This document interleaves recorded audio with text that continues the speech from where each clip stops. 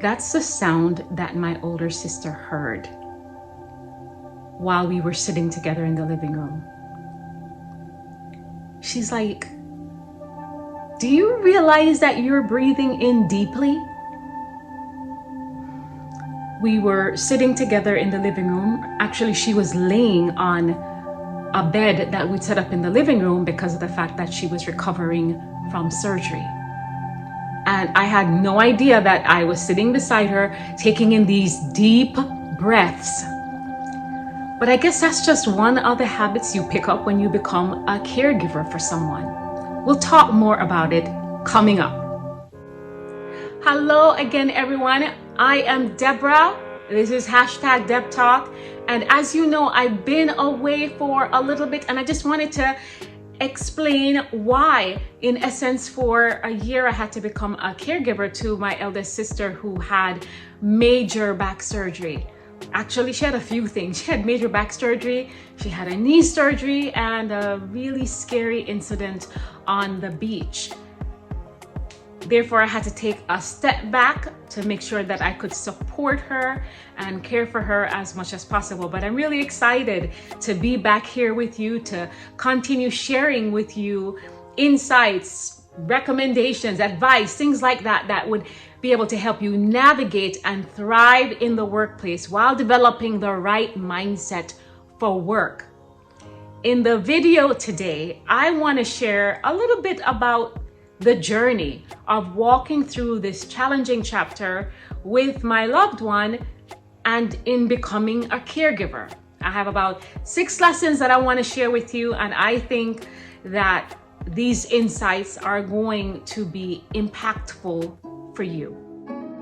But before we dive into the lessons, the insights that I gathered, I need to tell you the story.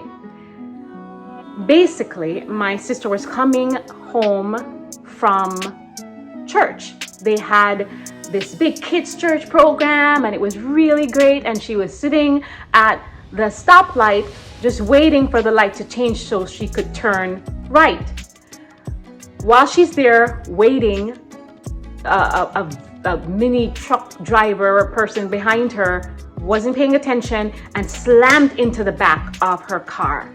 That resulted in just messing up her back in terms of discs being out of place and so on.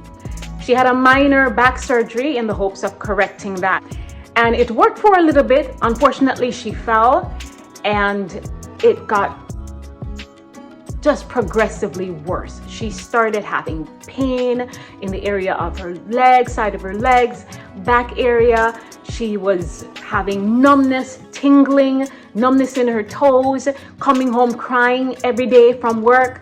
There was even one point where her friend Michelle and I literally kind of held her up on our shoulders and just brought her into the house. Eventually, she saw a back surgeon for a consult. And the back surgeon said to her, "You need to have surgery 3 months ago." So the surgeon is saying that this is not something that could wait. Like, if you don't do this now, this could impact your ability to walk. When she came home, we were discussing it, and she started sharing some of her concerns about, goodness gracious, this is the busy season at her job. She works in the hospitality industry, so this is around the time when it's their busiest. So that means that there's a lot going on. Her team at work is pulling together, trying to make sure that they provide the very best service to all of these members and these customers that are coming. But it's also one of the most lucrative times for someone in that industry. And so she was talking about this, but while she's sharing these concerns, in my mind, I was like, I know this girl is not thinking that she's going to try and push this for another month, because she can't survive another week of this. So this is what is going on in my mind. Like, I know this girl isn't trying to push this off. But the other side of me is, cognizant of the fact that this is big. This is the type of surgery that can change your life, and every single person has to make that decision. If they're going to continue where they are right now, if they can manage the state that they're in right now, or if they need to change because how they are right now is so painful that changing would be better. Ooh, so much in that statement right there. All I said to her was this: your priorities are wrong. That brings me to our first insight.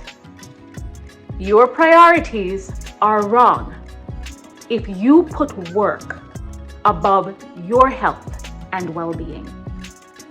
And listen, I'm gonna put myself out there. I'm guilty of it. I'm guilty of having that kind of judgment where somehow work seemed much more urgent than my own health and well-being. And that's throughout my career. It's something that I'm actively working on. And I think you're honest, and I think you can admit that you've made the mistake of putting work above your health. What I'm saying to you, what you already know, there's only one of you. We only get this one body to walk around and do what we need to do on the planet. So we have to take care of it. And when it comes down to it, if there's ever a competition between work and your health must come first. Because if you're not healthy, there will be no work anyway. Insight number 2. Prioritize your health as a caregiver. That's also really important. When you're a caregiver, obviously most of your attention is focused on taking care of your loved one. You are attentive to them. You want to make sure that they are cared for in the very best way. But while you are doing that, I need for you to also understand, and I needed to also understand, that my health and well-being was equally important. Because if I am ill, because I have just been going, not giving myself a break, I'm getting sick, what's going to happen? Who's going to take care of that loved one if I'm sick? And in the event that there are children who are involved, who is going to take care of them if I am burnt out and sick?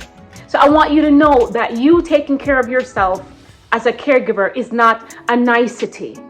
This is a must thing. You must do this so that you can be strong enough and healthy enough to support your particular loved one and your family in the way that they need it in this season. Tip number 3, feed yourself spiritually. During this particular time, my sister needed for me to be there emotionally, physically, psychologically. It was important for me to keep myself spiritually grounded because that's something that is a core value for me. That means, as a person of faith, it means that I'm reading my Bible. It means that I'm praying. It means that I'm listening to uplifting messages that would help me keep my perspective. There's a popular saying that you cannot pour from an empty cup. The folks that we're taking care of don't just need us to physically take care of them. There is more that they need, and I can't give that unless I am spiritually grounded and fueled. Lesson 4, speak life. We all know that it is not a cliche. It is reality to say that words can give life. That the words that we say to people can build them up and it can tear them down. That it can be the difference between someone just diving into despair or feeling a sense of hope. Our words are important, and they are especially important when there is someone around us who is going through something that is difficult. Speak life. With my sister, there were times when she would just vent. She was just sharing the things that were on her heart, and I let her. I think it's really important that we allow folks, especially when they're going through difficulty, to share the things that's on their heart versus trying to cut them off and say, no, don't think like that. Don't say that. I think people need an opportunity to vent. They need an opportunity to express all this stuff that is in us. And frankly, that's true whether you're going through some serious illness or not. We need to have an avenue to release the stuff that's going on inside of us. There were other times that I kind of, what I call it, cast vision, right? So I would say things like, wow, you know, when this surgery comes, and this is after she made the decision to do the surgery, once this surgery is finished, the healing literally begins. I think there's a slight shift that happens in your mind when you think that. Another example was saying things like, wow, I can't wait for the time that when we're on the other side of this and you're able to go hiking again, which is something she loves to do.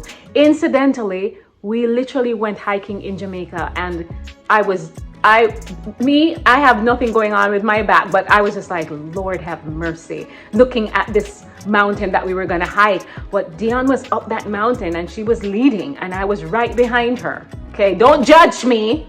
Don't judge me. The point is that who would have thought that after this major surgery where she's learning to walk again, that she's hiking up a mountain, you know, months later.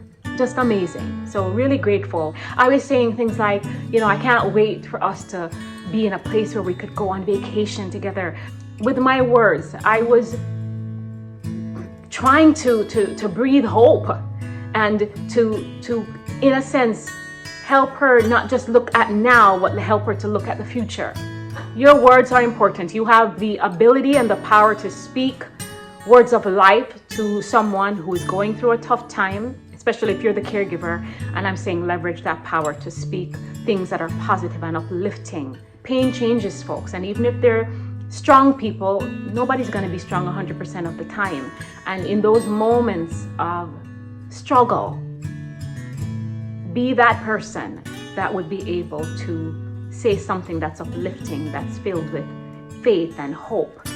Lesson number 5. Vigilance has a toll, or rather, vigilance takes a toll on you.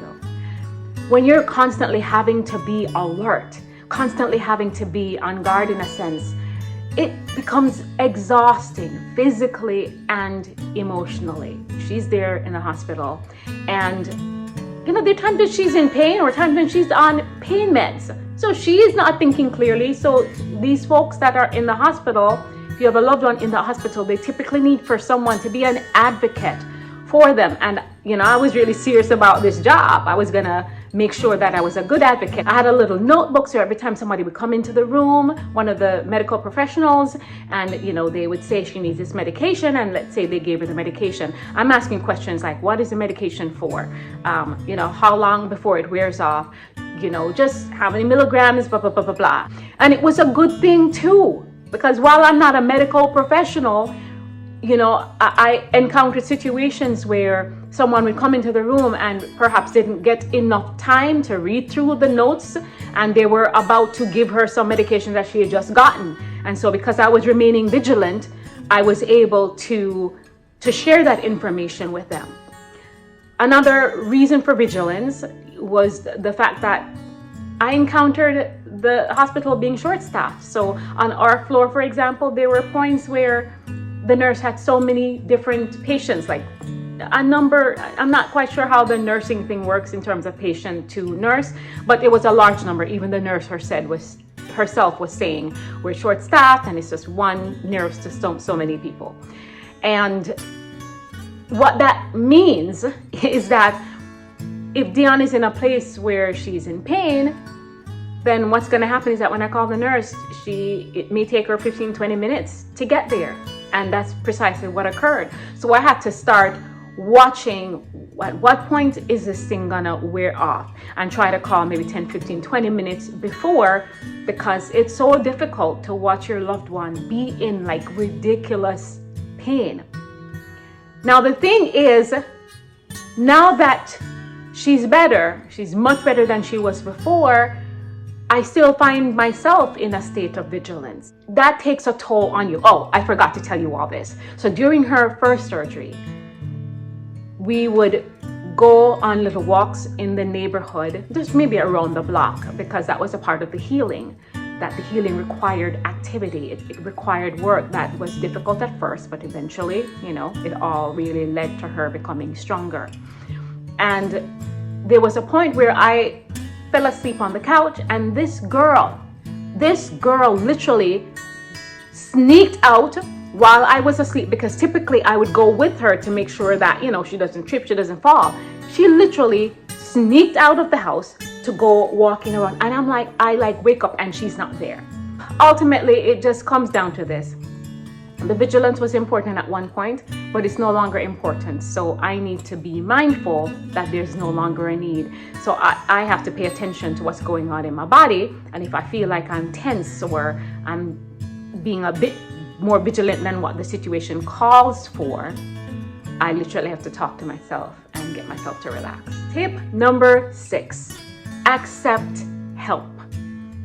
The thing is, I was so blessed, and so was Dion. We had support. Obviously there's family. We also had friends, the type of friends that they're like, listen, do you need me? And the type of people who are willing to come over, and some did, where they could stay with her. Now, it was really important for me to be able to accept the help that was being given. And I'm proud to say that I've grown over the past few years because I was able to accept it. So I want to talk to my folks they love to help and support, and that's what they're typically doing in other people's lives. But in addition to giving and supporting and affirming and encouraging, part of what you have to learn how to do, and I have to learn how to do, is how to accept help, how to receive that support and that encouragement. None of us are always going to be in a situation where we're always just giving. There's going to come a point where we're going to need to be able to accept support, because we're going to need it. As someone who has been in the workforce for over 2 decades and been in jobs that have been really demanding, I absolutely understand that tension between making sure that you are at work and wanting to be excellent and wanting to support your team and wanting to do all the stuff that you need to do, and knowing that sometimes not being at work just causes the work to pile up even more. Understanding the tension between that, as well as the tension between understanding that life is more than just work. That work is a smaller part of a larger life, and that there's life outside of work, and I want to make sure I have more of that. So there is a tension, but I want to encourage you that whenever there's a tension between your health and well-being and work, that you have to make sure that your health and well-being wins. Because if you're not well, if you're not strong, and that's whether you're someone who is going through a difficult time, where you're the one that needs a caregiver, right? Or whether you're the caregiver, it's simply important that you prioritize, that we prioritize our health and well-being. Because if we are sick, if we are burnt out, if we are not well, then all the other things that we're worried about, it doesn't even matter, because we can't show up to work if we get to a place where we've been neglecting ourselves. Therefore, I encourage you to always choose your health and your well-being. Thank you so much for staying and watching this video all the way to the end. Again, I'm really excited to be back with you, where I can continue to share content that I believe can be beneficial in helping you navigate work, thrive at work with a mindset that will help you to become more resilient, and with a mindset that hopefully puts work in its rightful place.